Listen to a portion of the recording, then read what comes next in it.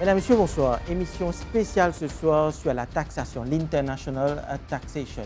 Je me rappelle que l'année dernière, la MRA fait récolter presque 87 milliards de roupies de recettes fiscales. Nous vous causons sur cela tout au long de l'émission. Nous vous causons aussi sur le Global Business, qui est une réforme qui est dans ce secteur. Avec nous en studio, des officiers de la MRA, Yamini Rangasamy, Section Head. Bonsoir Yamini.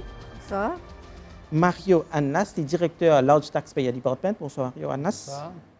Et M. Danny Sitlou, lui aussi Section Head à la MRA. Bonsoir. Donc, beaucoup de Mauriciens, c'est surtout pendant la période octobre-novembre, quand nous payons l'income tax, qui nous trouvaient qui nous tannent la MRA. Donc, actuellement, moins de travail à la MRA? Non, non, ce n'est pas moins de travail. Nous engagés dans l'audit, examine ce man return qui finit rentrer en septembre là. Nous examinons man return, donc nous bien engagés de cette activité-là. Donc, pour finir de un peu plus tôt, nous avons un département, le Large Taxpayer Department. Donc, c'est quoi? C'est surtout des gens qui payent beaucoup de taxes? Oui. Gros contribuables, grosse compagnie, normalement, ils payent majeure partie, plus de 3 quarts, 80%, donc on va dire impôt sur les revenus payés par une grosse compagnie. Et dans large taxpayer, nous pas fait juste l'audit et redressement, return quand pas bon, mais nous aussi occupons la fiscalité internationale. Donc vous dealez aussi avec une grosse compagnie à Maurice et à l'étranger, Yamini? Oui. Et moi, plus précisément, moi, je travaille dans le département international. Ce qui nous fait, en gros, c'est nous faire un échange de renseignements avec les autorités fiscales. Nous faire aussi l'audit Global Business, nous négocier un traité. Et puis, il y a un grand développement qui peut arriver au niveau international, c'est le projet BEPS. Et nous, notre rôle, c'est assurer que Maurice réussit à honorer tout l'engagement qu'il prend au niveau de l'Union européenne, vis-à-vis de l'Union européenne et l'OCDE, sur la transparence et sur la lutte contre la fraude fiscale et l'évasion. Un peu plus tard, sur tout cela tout au long de l'émission. Donc, M. Annas, nous trouvons aussi qu'au niveau de la MRA, vous êtes très actif dans les organisations internationales. La MRA occupe la présidence de la CATA, la Commonwealth Association pour la taxe. Donc, oui, effectivement. C'est important qu'il y ait très important. Maurice, comment nous dire, nous faisons partie dans sa global, nous faisons partie dans la mondialisation et la taxe joue un rôle très important. Et justement, comment on dit, nous présidents CATA, Commonwealth Association, nous directeur général, président, nous aussi vice-président au niveau d'une organisation, l'Afrique, qui s'appelle ATAF. Et qui regroupe toute l'administration fiscale de l'Afrique. Et nous aussi participons dans un forum mondial. On a un forum mondial de l'OCDE qui cause beaucoup de transparence. Et aussi, nous faisons partie d'une organisation IF qui s'appelle Cadre Inclusif, que nous avons surtout un régime fiscal et nous essayons qui besoin de bonnes pratiques. Donc justement, là, je propose une rencontre avec M. Soudamoulal, le directeur général de la MRA. Il est aussi le président en exercice de la CATA et le vice-président de l'ATAF. Nous écoutons M. Soudamoulal, il explique-nous le rôle de la MRA au sein de une organisation internationale. Mauritius, as you know, is a low-tax jurisdiction with investment-friendly environment, uniformity of tax rates, rule of law, and good transparency. Mauritius, having a robust international financial center, is affected by what happens globally in the economic sector and has to keep its up to the challenges posed by the various initiatives in the global sector. That's why MRA has created a dedicated international tax unit having a skilled and competent workforce. And we are always in contact with OECD, European Union, other international bodies like ATAF, SADC, and CATA. As you are aware that OECD and the international taxation norms are changing, we have a BEPS, that's best erosion and profit shifting. We have MLIs, we have sharing of information. So we had to keep ourselves up, and we have done everything what we had to do, and Mauritius has been rated as a compliant country by the OECD. We are not on the blacklist of European Union or OECD. That shows that we have kept abreast with the emerging taxation changes.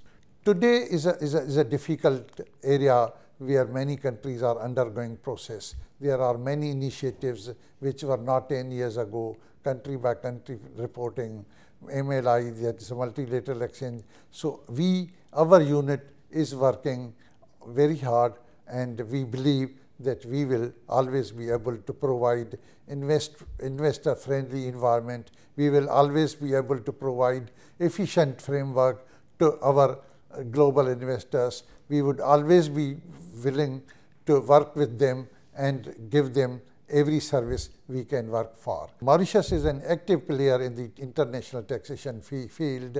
Mauritius has been president of the CATA previously. Mauritius was the president of the chairman of the CATA. Presently, Mauritius is the president of the CATA again. I also happen to be vice chairman of the ATAF, and I was vice chairman again in the previous instant. So we get international support, we get international exchange of information. Our people go to various international forums. So MRA is at forefront in providing technical assistance and building capacity of all African countries, and Mauritius is respected internationally as far as its competence and the simplicity of the institution is concerned. Donc, nous trouvons dans le monde, l'économie peut venir d'une plateforme globale. Très souvent, nous donnons le terme centre financier. Donc, oui. C'est quoi, M. Sitlo, un centre financier? Peut-être qu'il y en a beaucoup de Mauriciens qui donnent ce terme tous les jours aux infos, mais ils ont envie de connaître plus. C'est quoi un centre financier? Oui. Un centre financier, c'est une place où il y a une concentration d'une compagnie qui deal et qui finance. Il y a une compagnie comme la banque, l'assurance, les brokers, les stock exchange. Tout ça groupe-là ensemble, il fait un centre financier. Right? Et ça, c'est très important comme une activité économique en Maurice. Allez, beaucoup de Mauriciens qui regardent la télévision ce soir, peut-être, peuvent demander, mais un centre financier, mais qui cela rapporte moi au quotidien, moi à la maison? Ouais. Moi, une vieille grand-mère, bon. Un grand-père. Je explique. Quand on est dans un centre financier, nous n'avons plus beaucoup de global business. C'est-à-dire que c'est une grosse compagnie à l'étranger qui vient investir. Je explique comment il est. C'est-à-dire que nous avons des foreigners qui dans les autres pays viennent dans Maurice, ouvrent une compagnie, ils font une compagnie, ils mettent votre capital là-dedans. Right? Ils mettent votre capital là-dedans. Après, cette compagnie-là pour aller investir dans un pays ailleurs, l'Afrique, l'Inde, la Chine, pour aller investir là-bas. Donc, vous faites un business depuis Maurice. Alors, quel avantage nous gagnons? Quel avantage cette petit Mauricien a gagné? Je explique. Ça veut dire que cette compagnie-là, quand on dit là, nous emploie des gens. Ça veut dire que les gens sont capables d'un petit enfant, ils sont capables d'un garçon, ils sont capables d'un comptable, ils sont capables d'un avocat, ils sont capables d'un professionnel, ils sont capables d'un gradué. Mais ils ont un travail dans cette compagnie-là. Quand ils travaillent, ils ont un salaire. Right? Gouvernement a des fees. Right? Gouvernement a des fees. Nous avons une organisation comme FSC, quand on a Global Business, nous venons payer fees, ça va. C'est une organisation-là. Nous payons taxes à Maurice. À peu près un tiers de nos corporate taxes sautent depuis dans une Global Business là. Donc, nous finançons beaucoup de projets. Le gouvernement a beaucoup de projets sociaux. Right? Donc, c'est l'argent qui nous sert là, il saute depuis dans cette source-là. Et puis, il ne faut pas oublier aussi que Maurice, c'est important qu'il nous diversifie l'économie. Et quand nous gagnons l'indépendance, nous avons scan. Mais comment prédire qu'il baisse? Naturellement, on trouvait, au fil des années, 50 ans l'indépendance, puis 51 ans l'indépendance, nous diversifions, nous venons tourisme, textile, et maintenant, un autre pilier, c'est le centre financier. Et il bénéficie à toute l'économie mauricienne, à toute la population mauricienne. Naturellement, il bénéficie à toute la population mauricienne. Mais souvent, dans l'actualité, nous avons une séquence dans le centre financier mauricien. Quels sont les défis qui peuvent nous, Yamini? En fait, le plus grand défi, c'est le projet OCDE, le projet BEPS. OCDE, c'est quoi? C'est une organisation qui regroupe tous les pays développés, par exemple, l'Angleterre, la France, au sein de l'Union européenne, ou aussi l'Australie, le Japon, l'Amérique, etc. Tous les pays développés. En fait, le projet BEPS, si je résume en une seule phrase, il dit où besoin déclare ou taxes, cote ou peut faire ou activité. au cours de ma recherche que tu peux faire, on trouvait que, par exemple, quand nous prenons l'exemple de Starbucks, beaucoup de Mauriciens connaissent la société Starbucks qui est un fast-food qui vend le café dans le monde et surtout en Angleterre. Et donc, Starbucks, c'est un exemple que nous trouvons qui beaucoup de monde, il y a beaucoup de compagnies Starbucks, beaucoup de chaînes de Starbucks en Angleterre, et puis les Européens ne trouvaient pas payer de taxes en Angleterre. Oui. Ça n'a pas aucun revenu. Dans les années 2010 à peu près, l'Angleterre commence à réaliser, le premier pays commence à réaliser, pareil comme Starbucks, il y a plusieurs pays, plusieurs les autres multinationales, où gagnent Facebook, Google, Amazon, etc. Et Starbucks est là-dedans. Ils commencent à trouver que ça va multinationale là peut payer bien de taxes dans l'Angleterre, alors qu'ils étaient un gros business, une activité là-bas. En fait, les gens commencent à dire, mais comment ils font ça? Ils donnent une structure. Vous connaissez l'avantage que ça va un pays là, ça va une multinationale là, c'est qu'ils opèrent dans plusieurs pays. Et dans le monde, chaque pays a différents taux d'imposition. Maurice, par exemple, il en a 15, il y a un pays, il en a 40, il y a un pays, il y a 10 taxes. Alors, une compagnie comme Starbucks, il crée différentes filiales dans différents pays. Par exemple, Starbucks, qu'est-ce qu'il fait? Il crée une compagnie dans la Suisse. Au lieu de compagnie l'Angleterre, acheter du café direct depuis l'Afrique, il passe par la Suisse. La Suisse, il a acheté café, il vend ça beaucoup plus cher avec l'Angleterre. Ils ne mettent plus beaucoup de profit dans la Suisse, ils gagnent profit dans l'Angleterre. Au final, ils payent bien de taxes l'Angleterre. Ouais, comme à la Suisse, aussi, sur taxes, c'est assez léger comme à Maurice. C'est bon, nous guette bien. L'OCDE, même l'Union européenne, ne peut pas dire à nous qu'ils n'ont pas besoin de mettre nos taxes, pas besoin d'augmenter nos taux de taxes. Ça, l'affaire taxe, ça, il y a une affaire, nous sommes capables de dire un pays, les souverains.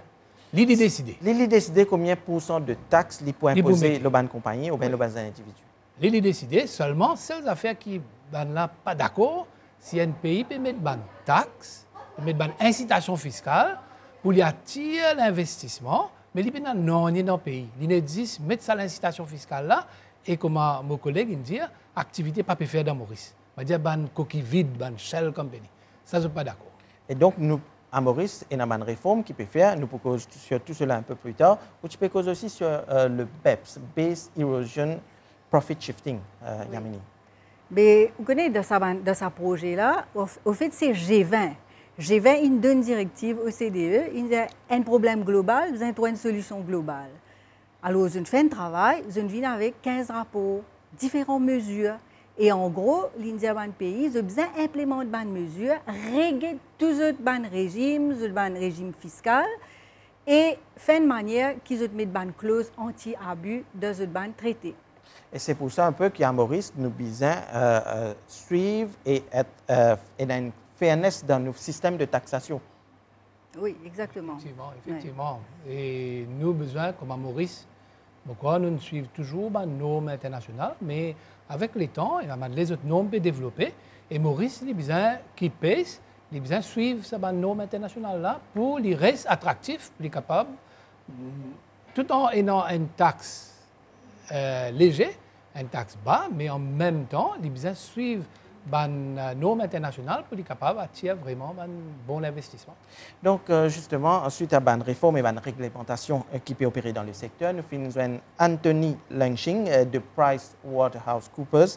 Il explique-nous est-ce que ce business as usual? Anthony Lanching, country senior partner de PricewaterhouseCoopers Mauritius, et nous sommes une compagnie d'experts comptables. Au fait que PwC, nous auditons principalement une compagnie multinationale, mais nous aussi donnons beaucoup de tax advice sur le cross-structuring à travers la région et à travers le monde. Mais avec ce changement de la réforme fiscale qui est arrivé là, il est un petit peu normal qu'un jour le lendemain, vu la tendance qui ça peut arriver.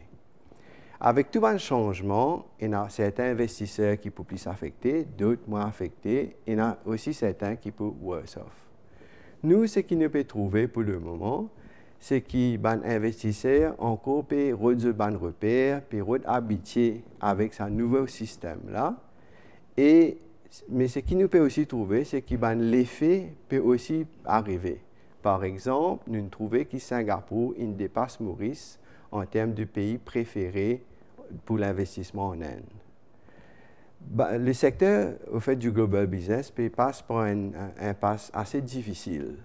Et malgré qu'il nous trouve beaucoup de compagnies qui quittent Maurice ou beaucoup de liquidations, nous trouvons un ralentissement au niveau de nouvelles compagnies qui peuvent incorporer dans Maurice. Et ça, une statistique de la FSI vient démontrer. Une compagnie peut bien adapter les autres parce qu'avec cette nouvelle législation-là, peut gagner un besoin pour mettre beaucoup plus de substances dans Maurice. Alors qu'il peut arriver, par exemple, pour bien employer du monde, pour bien louer bureau, pour bien dépenser plus dans Maurice, ou mettre des activités économiques même dans Maurice. Alors qu'il peut arriver, c'est que le coût opérationnel de cette compagnie-là peut augmenter dans Maurice. Alors, certaines compagnies, ils peuvent décider pas pour venir, d'autres pour prendre plus le temps pour guetter si je peux venir, pas pour venir. Mais je pense qu'il n'est pas juste négatif de ce développement qui est arrivé là. Il y a aussi un peu positif. Par exemple, le nouveau système de taxation est approuvé par l'OCDE. Et malgré qu'il nous a donné des éclaircissements de l'Union européenne, nous parlons à la liste noire là. Et ça, c'est bon pour le secteur. Quand un investisseur peut décider de rester dans le pays ou peut décider de choisir une juridiction, il y a plusieurs facteurs. Par exemple, il y a une situation politique, il y a la facilité de faire business et il y a aussi le système de fiscalité. Et un des facteurs les plus importants, c'est qu'il y a sa stabilité et sa certainté là. Et là, puisque nos systèmes de taxes sont approuvés par l'OCDE, et nos systèmes aussi, on espérer qui pour conforme à l'Union européenne, ça pour bénéfique au secteur financier. Il y a beaucoup de difficultés que le secteur peut bien faire face. Mais je pense avec la base solide qui nous réussit à acquérir au fil des années, la perspective du secteur est positive. Et d'ailleurs, les temps payés de prévision pour cette année-là, le secteur financier en général peut prévoir pour grandir de 5%.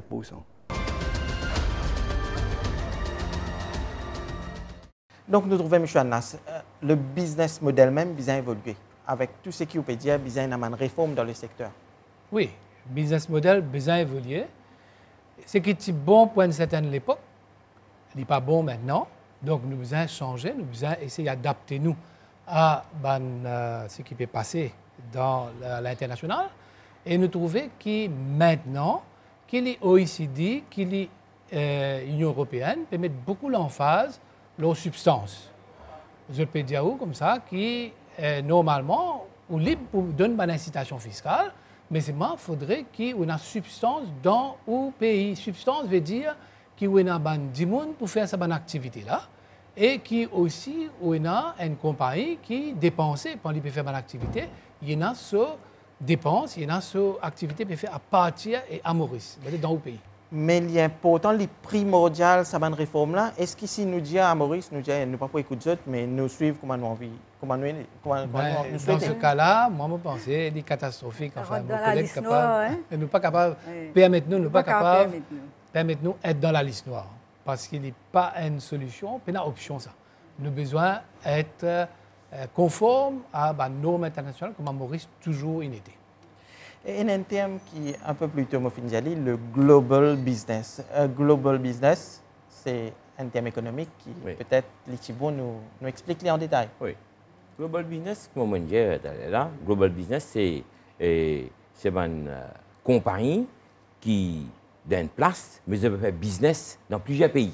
Il est capable d'avoir une compagnie incorporée ici dans Maurice. C'est vrai, il peut faire business dans plusieurs pays d'Afrique. Il peut faire business dans l'Inde, il peut faire business dans la Chine. Donc, c'est global.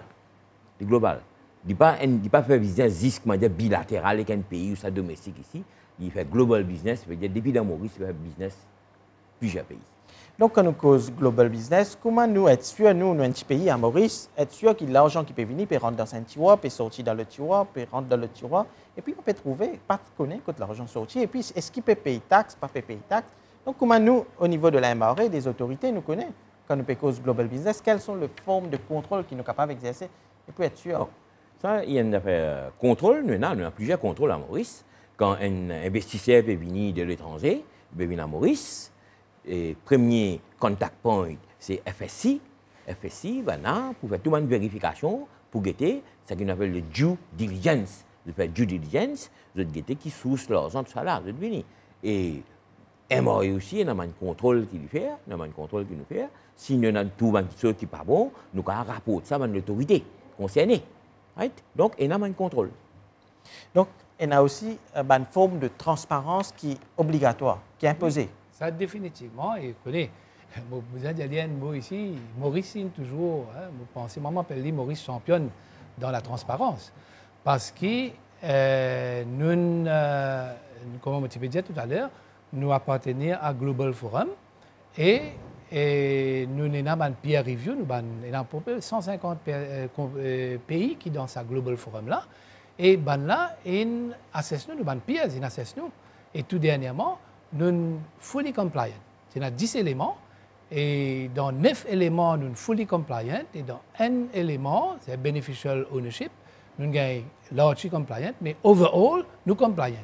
Mais si une compagnie pas paye taxe, vous êtes capable de connaître si période pas payée? Vous connaissez, dans le domaine de transparence, ce qui nous cause aussi, c'est nous besoin d'échanger de renseignements avec les autorités fiscales. Parce que vous connaissez, qui est arrivé, les bons connaissent l'historique.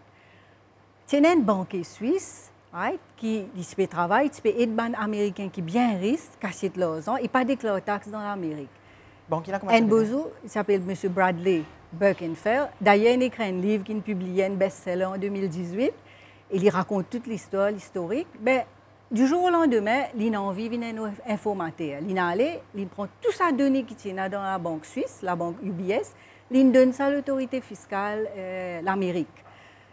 Suite à ça, il a récolté 15 milliards de $. Et le type, il gagne, comme informateur, il gagne une récompense de 103 millions de $.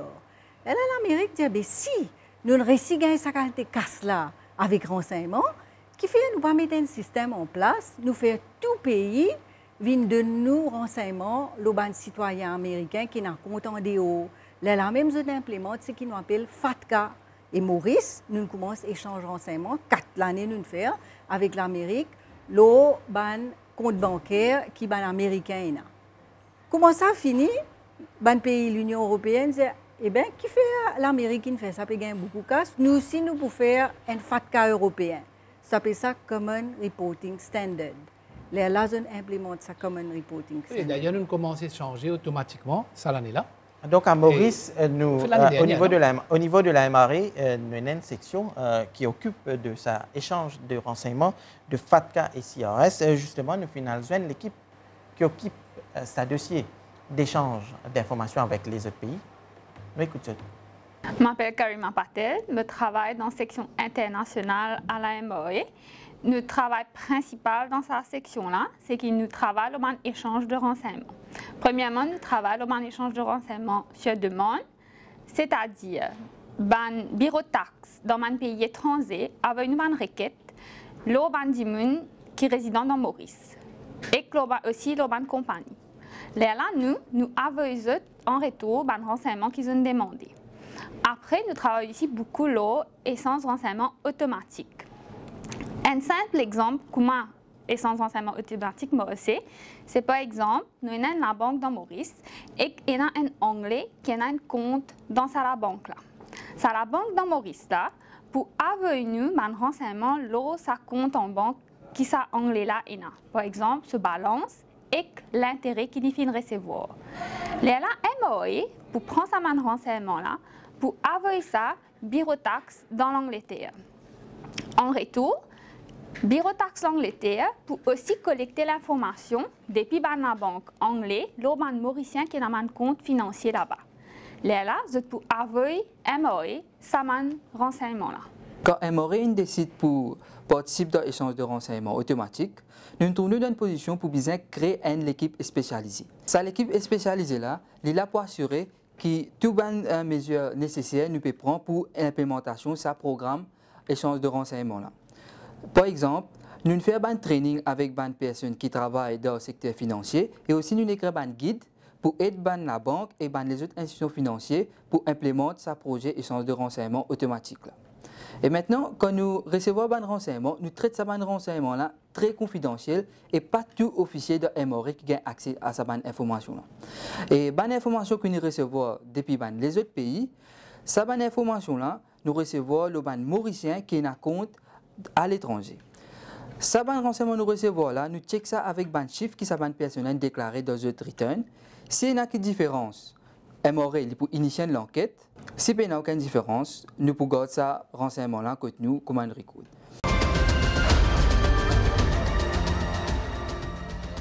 Donc, c'est avec beaucoup de plaisir que nous finissons ces jeunes à la MORE. Monsieur Anas, la relève assurée, nous finissons tous ces jeunes-là, vous êtes passionnés par le travail.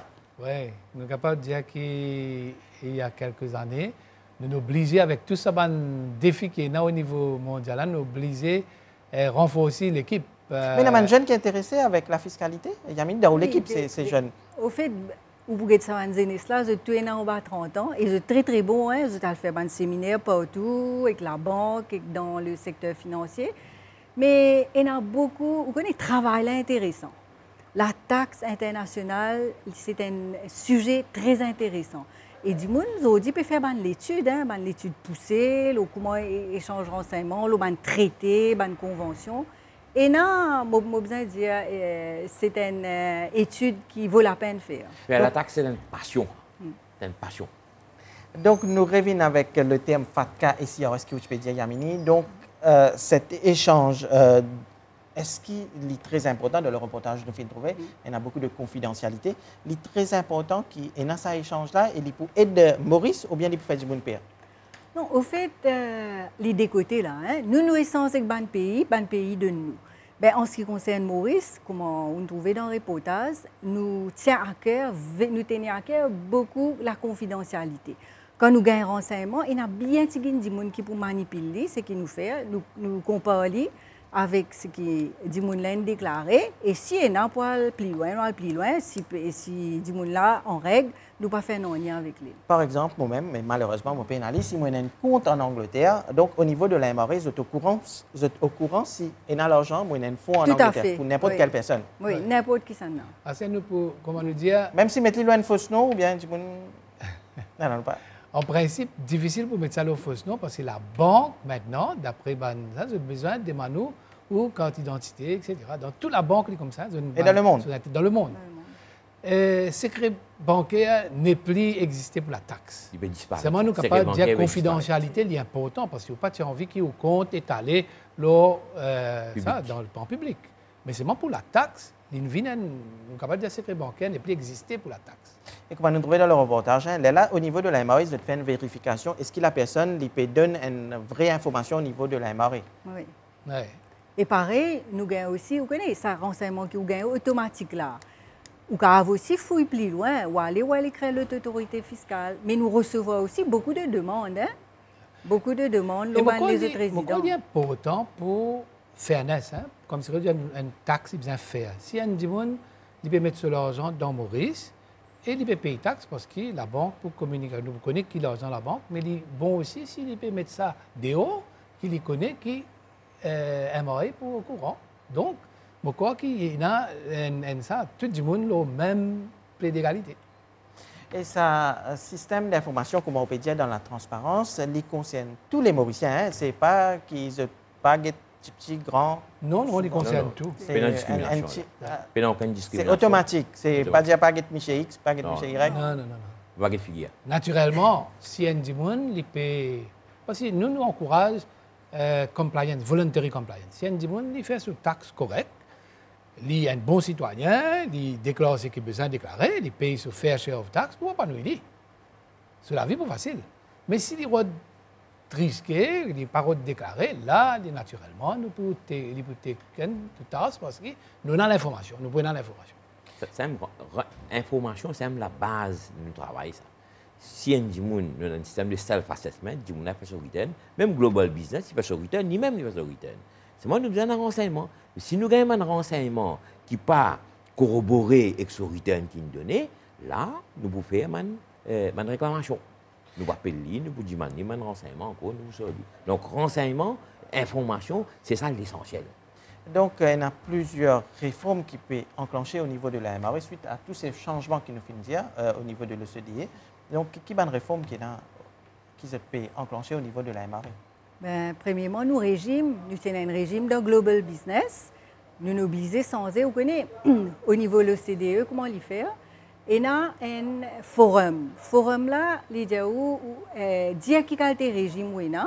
Ben, nous, dans Global Business, nous avons une affaire qui s'appelle Deemed Foreign Tax Credit, qui nous donne une déduction. Ce n'est pas essentiellement basé sur l'évidence, même si vous pas souffert la taxe DO ou gagne sa déduction. Là. Mais nous régime petit sujet à revue et ben là, nous besoin changer. Suite à ça, nous introduisons le Partial Exemption System. C'est quoi le Partial? Bon, le Partial Exemption System, comme mon collègue expliqué là, nous pouvons donner une déduction parce que quand nous taxons les revenus que nous avons gagnés depuis les autres pays, c'est ce qu'on appelle Foreign Source Income, quand nous taxons, nous donnons un crédit parce qu'il est supposé souffrir une taxe là-bas. Mais parfois, pour ne pas demander un papier comme les taxes d'un pays, nous donnons ça dîme pour une taxe crédit de 12% là. Mais quand je peux donner ça, il existe dans ça, pour ce secteur global business là, nous trouvons que nous besoin de mettre nos régimes qui nous sont là, il n'est pas capable seulement pour domestic global business, il besoin aussi pour domestic companies. Là, nous avons une réforme que nous avons introduire de 80% partial exemption system. C'est-à-dire que c'est une compagnie domestique, une compagnie globale, s'il gagne un dividende de vidéo, tous les deux pour gagner une exemption de 80%. S'il gagne l'intérêt aussi, ça aussi vous pareil. C'est ce que nous faisons. Pas tout le revenu. Pas tout le revenu. Quelques revenus. Quelques revenus. Ce que nous pouvons faire, il y a une intégration. Ça des régimes que nous avons. C'est un régime global, business que nous avons avant, c'est un régime séparé, et domestic business supposé à part, tous les deux peuvent intégrer. Ce que nous pouvons donner global, nous pouvons donner aussi nos choses domestiques. Mais une grande affaire, c'est qu'il y a une condition substance que vous avez. Voilà.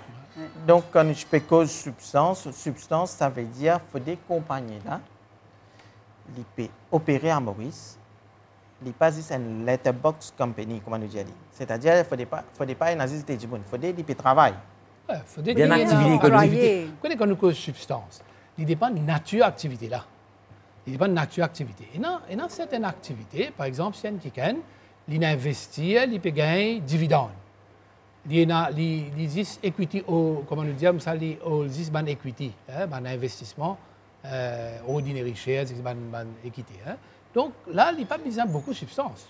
D'ailleurs, l'OCDE et l'Union européenne aussi accepté qu'il y a certaines activités, il y a besoin de plus de substance, et dans d'autres activités, il y a moins de substance. Donc, nous revenons avec substance. Qui les autres exemples quand je peux dire substance? Par exemple, la banque. Right? La banque, longtemps, nous avons un segment B. Les gagnent 80% crédit d'impôt. Right? Les peut payer taxe 3%.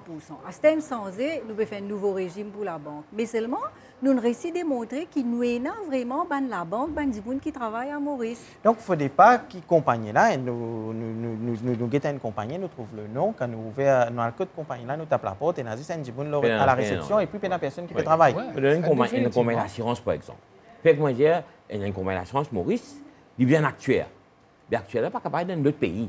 Il est bien là dans Maurice ici. Et ça, il y a un avantage pour nous. Nous, les jeunes qui nous sont qui au chômage, par exemple, nous sommes capables d'intéressés, bien travailler dans une compagnie là. Donc, il y a un avantage pour Maurice quand nous cause substance. Ouais, peut-être qu'il y a une affaire que je ajouter. C'est que, l'OCDE et l'Union européenne, le core income generating, les génératrices, ce qui génère revenu là. Ça, bonne activité là, besoin de faire dans le pays.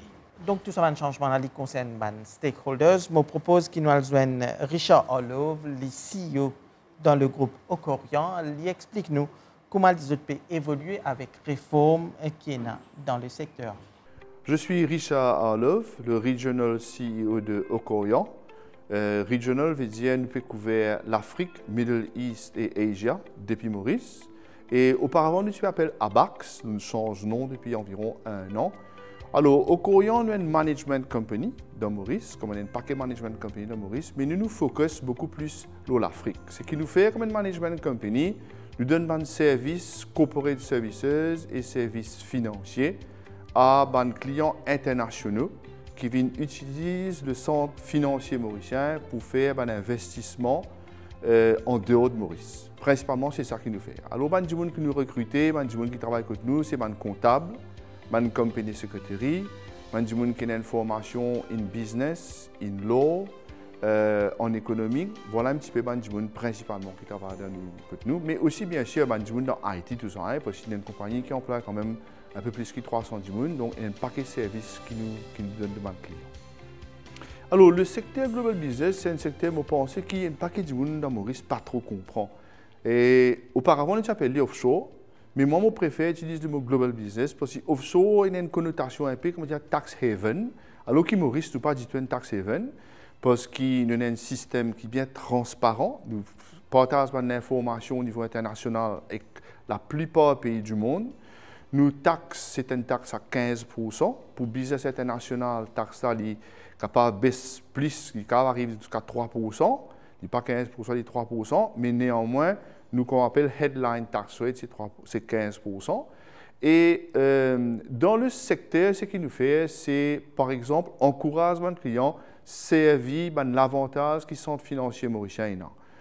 Par rapport à un pays africain, Maurice est numéro 1 dans plusieurs secteurs, dans Ease of Doing Business, dans Governance, dans Peace Index, etc. Qui fait qu'ici, un client international qui a envie de faire business dans un pays émergent, Afrique ou Asie, il pourra donner un centre financier qu'il est à l'aise pour garder son casse, pour faire son business, pour former son headquarters. Et c'est ça qui nous devons faire marketing pour nos centres financiers mauriciens, pour que les clients viennent établir un headquarters avec une holding company, et les autres compagnies, par exemple, une centrale d'achat, une treasury centers. Les autres viennent Maurice pour faire ça. Nous formons compagnie là pour eux et nous aidons à gérer compagnie là. Nous envoyons un représentant de nos compagnies dans notre board, nous faisons notre comptabilité, nous faisons notre company secretary, nous faisons notre taxes, nous donnons un paquet de services d'ordre administratif et financier. En fait, vous connaissez, le secteur à Maurice existe depuis environ 25 ans. Et comme plusieurs secteurs qui existaient dans Maurice, arrivait un moment où on construit un secteur-là, un certain modèle, et le modèle-là a besoin de changer. Nous trouvons ça dans le secteur sucrier, que nous avons l'avantage d'aller. Nous connaissons ça dans le secteur textile, nous avons l'avantage d'aller, mais n'empêche que le secteur-là peut continuer. Mais nous avons besoin de changer, c'est moi. Nous ne pouvons pas croire que nous pouvons opérer après 25 ans, pareil comme on peut faire 25 ans de cela. C'est ça qui peut arriver. Et au niveau international, l'OCDE, qui est un groupe de pays, nous avons des pays développés, disons, et les European Union, les pays européens, peuvent mettre un paquet de pression dans les centres internationaux. Et d'ailleurs, il y a un paquet de centres internationaux comme Grande-Bretagne, Singapour, Hong Kong, New York, etc. Mais il y a un paquet de pression dans tous les centres internationaux pour avoir plus de transparence. Ensuite, pour que le système de taxes lui montre qu'il y a plus de substance économique dans le pays qui peut reconnaître sa revenu là. Vous connaissez par exemple, si un Djimoun peut dire qu'il peut reconnaître un revenu dans Maurice, une compagnie internationale, c'est-à-dire qu'il faut qu'il dans Maurice, et dans cette activité-là, qui est capable de justifier qu'il fait sa revenu-là pour reconnaître dans Maurice. Admettons, supposez, nous avons une compagnie qui peut faire trading à l'international. C'est-à-dire qu'il faut dans Maurice, s'il peut reconnaître qu'il peut faire ce trading depuis Maurice, nous avons un Djimoun qui peut faire sa achat-là, qui peut passer sa commande-là, qui a sa intelligence pour faire ça là. Donc voilà la raison qui fait que nous avons une réforme dans Maurice, pour que nous, en fait, vous connaissez nous jouer dans la cour des grands là. Nous avons un concurrent, disons, au niveau international, c'est Singapour, c'est un paquet comme Grande-Bretagne, etc. C'est un pays qui déjà a beaucoup d'expérience dans le centre financier. Pour que nous jouions dans même la cour qu'ils ont, il faudrait nous jouer même jeu qu'ils ont. Si nous tous un terrain de football, il faudrait nous jouer même jeu. Nous ne pouvons pas jouer un autre jeu. C'est pourquoi nous sommes obligés de faire cette réforme là. À nous maintenant de voir comment cette réforme-là est meilleure pour nos pays. Quel avantage qu'on a tiré pour qu'il y ait un avantage pour nous l'économie.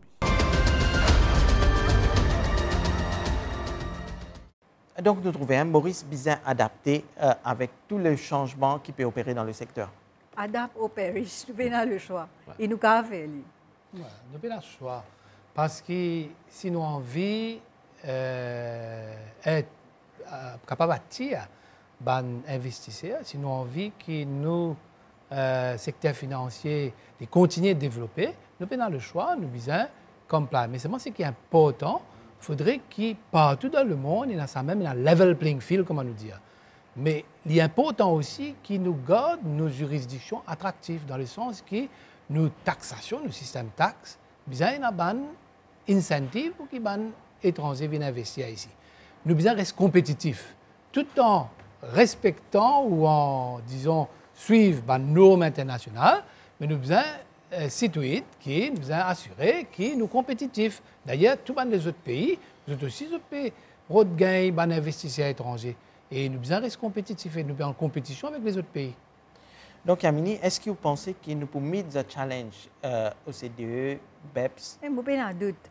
Parce que nous pouvons travailler ensemble avec les opérateurs et nous pouvons faire des réformes qui visent, nous pouvons engager avec l'Union européenne. Nous avons un bel avantage quand nous assisons, nous participons de cette réunion-là. Nous avons la voix, nous pouvons défendre nos régimes. Parce qu'au final, tout pays en compétition pour attirer l'investissement. Mais nous devons faire de manière qui nous reste compétitifs. Nous devons faire ça. Et souvent, nous avons dit que, et là, nous trouvons une grande télé, Maurice, attention, les blacklisted ou bien les pas blacklisted. Donc, au niveau de l'organisation internationale. Donc, actuellement, au Finjali, Maurice, nous compliant. Nous compliant.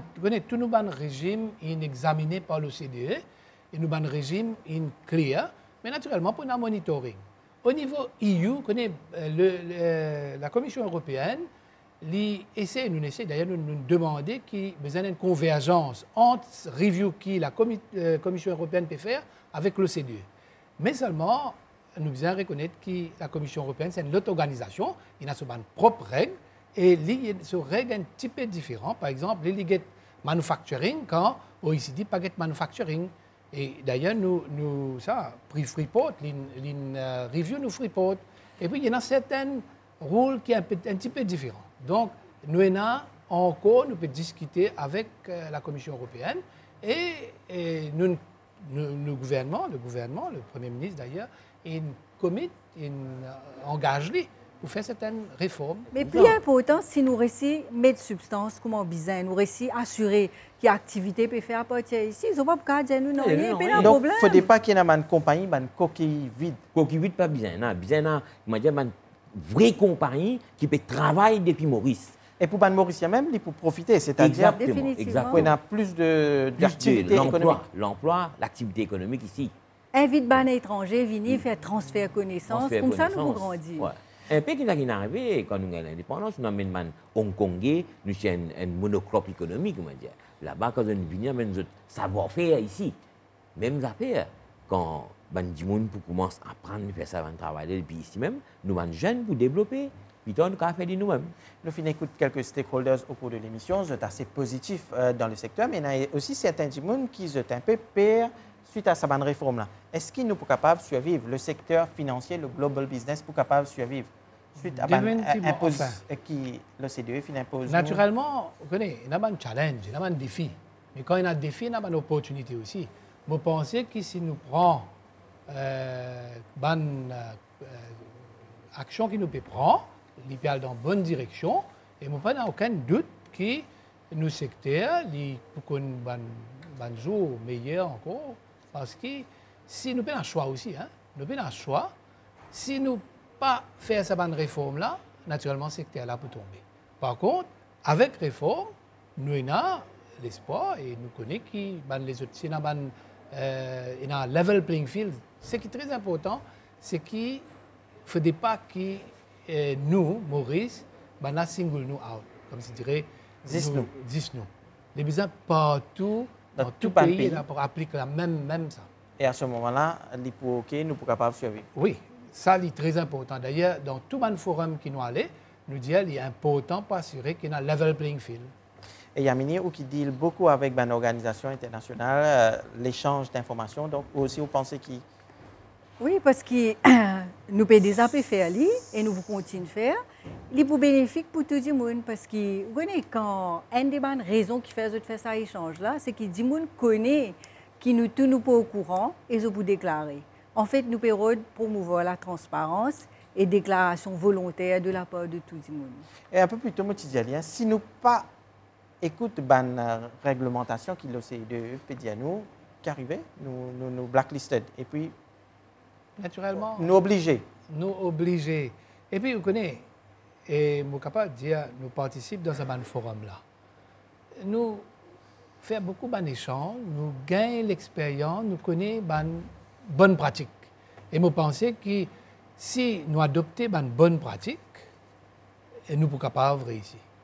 Et naturellement, à l'OCDE, comme là, pour côté fiscalité, côté transparent, tout ça, ce sont les bonnes pratiques, les pratiques internationales, et les bonnes pratiques. Et je pense que si un pays n'est pas adhéré, n'est pas respecté les bonnes pratiques, et naturellement, il n'est pas pour réussir. Une bonne pratique, c'est la transparence, l'échange automatique d'informations entre la MRE et les autres autorités fiscales dans les autres pays, dans tous les pays. Donc, nous, en principe, en ce moment, nous avons avec une centaine de pays, qui déjà beaucoup, hein? Environ 100 pays. Donc, nous arrivons presque à la fin de l'émission. Donc, M. Sitlou, qu'est-ce que tu peux dire les Mauriciens? Oh, moi, je veux dire ça, challenge qu'il y a, c'est une opportunité, ça. Nous devons take advantage de it. Et les Mauriciens sont bien intéressés dans ce secteur-là. Et ça, il peut avoir beaucoup de solutions pour nous. Et nous pourrons revenir à ça. Donc, tout au long de l'émission, vous êtes passionné de ban chiffres, passionné par la taxation. Une question personnelle qui fait au fin choisir la taxation. Ce n'est pas un peu ennuyant d'être là avec les chiffres toute la journée, non, Yamini? Pas du tout, parce qu'il y a beaucoup la loi là-dedans. Nous trouvons le sujet là même bien passionnant. C'est un mélange chiffres et la loi. Ce n'est pas purement chiffres. Et moi aussi, écoute, je trouvais qu'ils sont un officier de la MRE, mais je aussi crois profondément dans le pays, dans Maurice. Définitivement. Moi, je dire que le pays a toujours devant un défi, nous toujours relève la tête. Et je connais que les Mauriciens sont intelligents, sont contents de notre pays. Et moi aussi, c'est certain, c'est un défi qui nous est là, nous pouvons relever ensemble et tout le monde pour ça. Et nous prenons une bonne action, et nous pensons que action que le gouvernement va prendre dans la bonne direction. Donc, M. Sitlou, s'il y a un Mauricien qui de télévision ce soir, il peut dire comme ça, si on peut résumer en quelques lignes, qui fait causer le global business. Oui, global business, c'est un pilier de notre économie. Nous avons beaucoup d'avantages dedans et ça a un problème qui peut causer tous les jours là. Moi, tout, comment dire, et nous avons une population, surtout les jeunes qui sont là. Right? C'est une grande chose, un grand avantage pour eux de saisir l'occasion rentrer dans ce secteur-là. Et justement, Yamini, vous travaillez avec les jeunes qui nous trouvent dans le reportage. Au fin, il y a une formation qui est capable de proposer aux jeunes qui sont capables d'intéresser dans ce secteur. Oui, vous connaissez, il y a beaucoup de formations. Nous, les jeunes, sommes très motivés. Hein? La taxe internationale en lui-même, c'est un sujet passionnant. Vous êtes capable de faire des études en ligne ou bien dans l'université. Et il vaut le coup. Hein? C'est un secteur qui peut prendre l'essor. Sur cette note, je pense qu'il nous fait une cause, un sujet qui est un peu technique, la taxation internationale, le global business. Nous tenons avec nous les officiers de la MRE, Mario Anlas, Yamini Rangasamy et Danny Sitlou. Donc, merci pour votre présence. Je pense que ça aide les Mauriciens pour comprendre un peu c'est quoi le global business et comment vous opérez au niveau de la Large Taxpayer Department, au niveau de la MRE. Mesdames, Messieurs, notre émission prend fin ici. Bonsoir.